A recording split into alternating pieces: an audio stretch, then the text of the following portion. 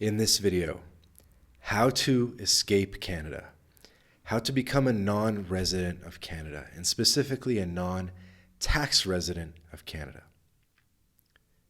If you're watching this video, you're probably Canadian and you're either in Canada suffering in the winter, or you're Canadian abroad enjoying Latin America, enjoying the rest of the world, but still unfortunately paying Canadian income tax. And you're saying, why the hell am I hanging out in Mexico and still paying Canadian tax?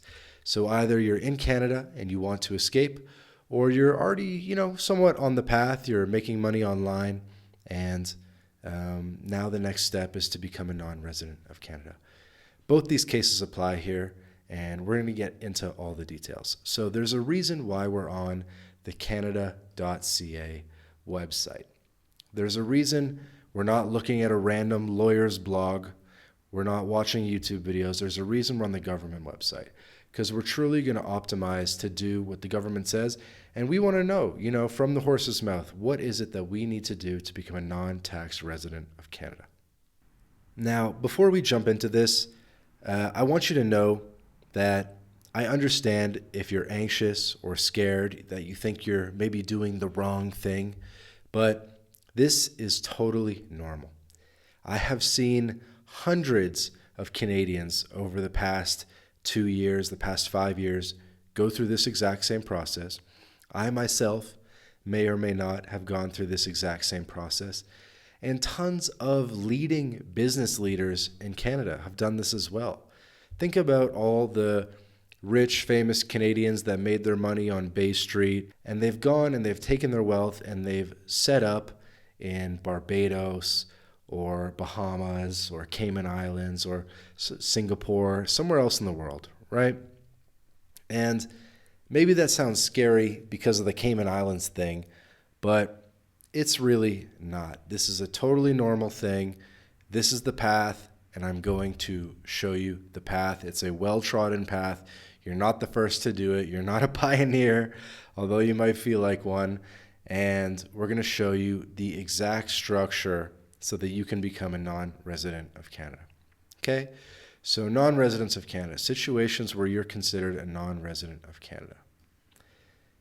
This text here, these 5 lines are worth their weight in gold, because this is exactly what you need to be optimizing for, and you need to plan your entire life around these 5 sentences. Okay?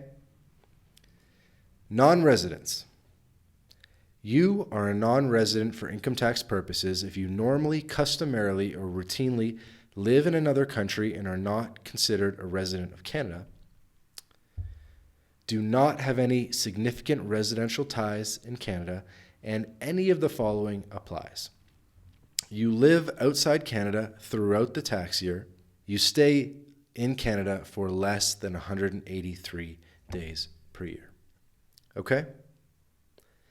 This is what we're optimizing for. Let's break down these sentences in a little bit more detail. Let's sort of read between the lines. So, normally, customarily, or routinely live in another country. What does that mean?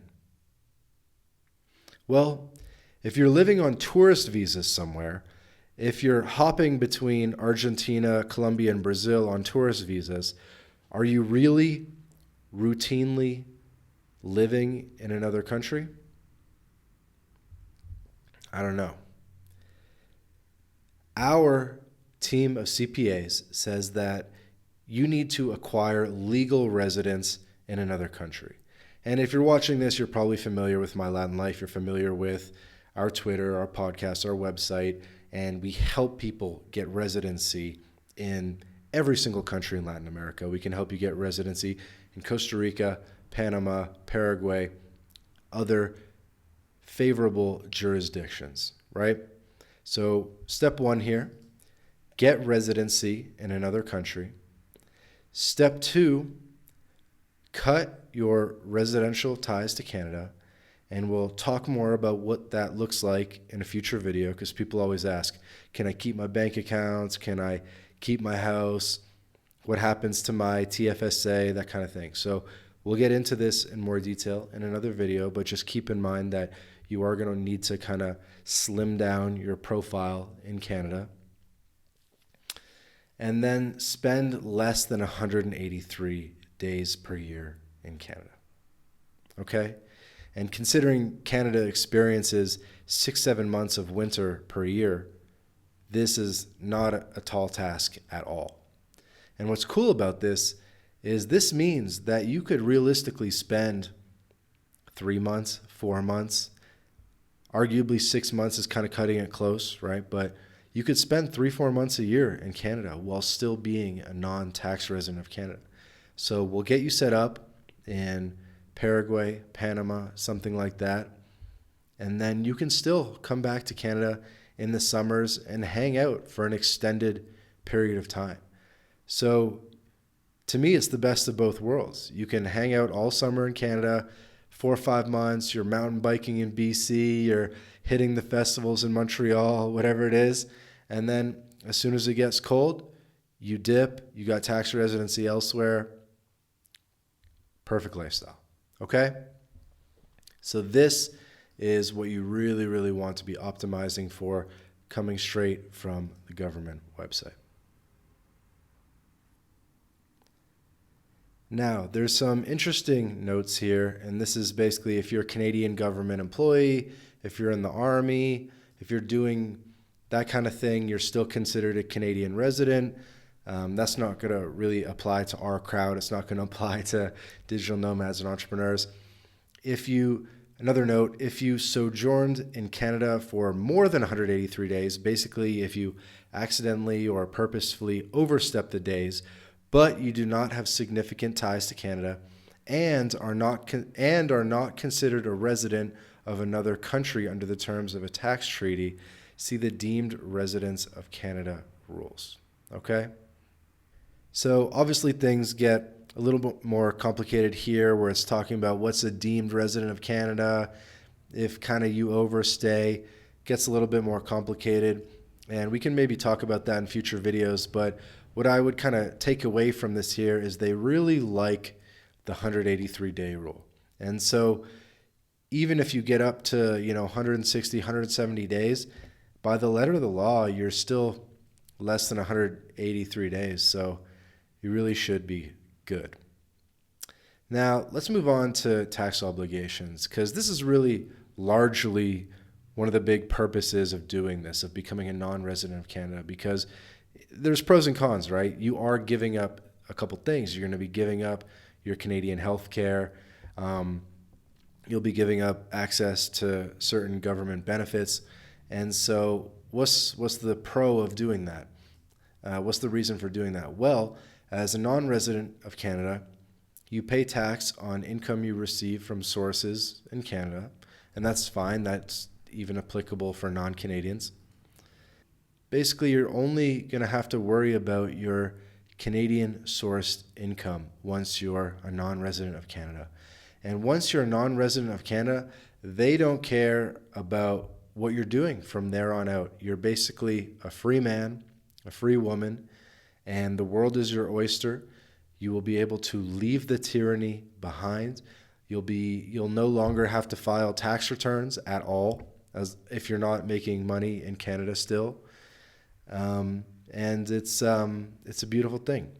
Now, scrolling down to a common example, I really like this example because some people are going to have Canadian businesses that they might want to keep running, like a physical business in Canada.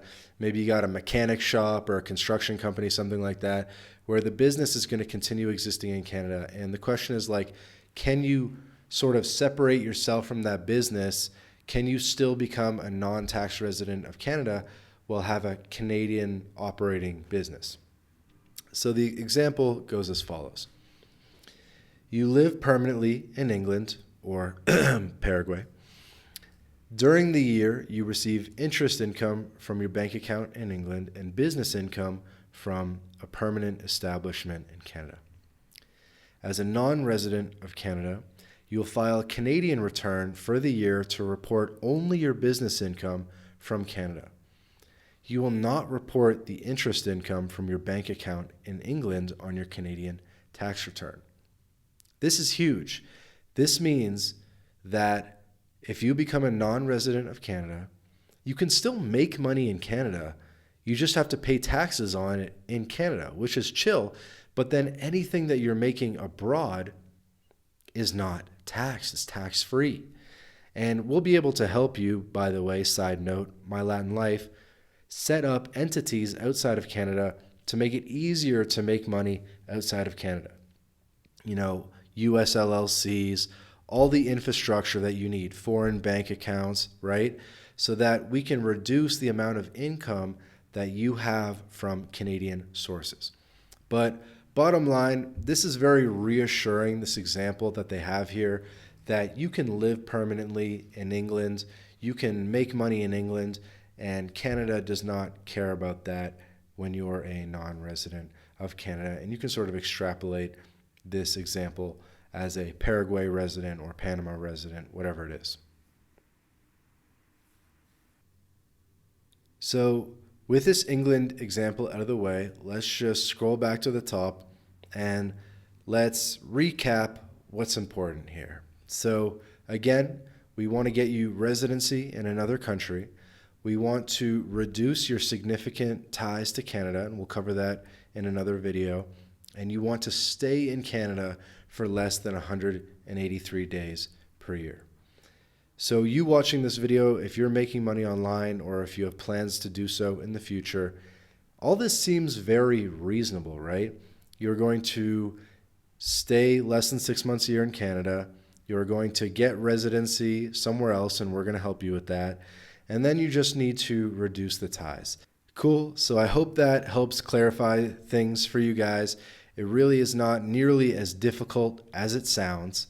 And I'd like to make a prediction here, which is that this page is not going to look like this 5 years from now. This page is going to be a long list of requirements 5-10 years from now. It's going to be much more difficult to leave Canada and to become a non-resident of Canada 5 years from now. So there is a sense of urgency here where you really want to do this now while you can and get out of Canada, escape Canada as soon as possible, because the longer you wait, the harder it's going to be.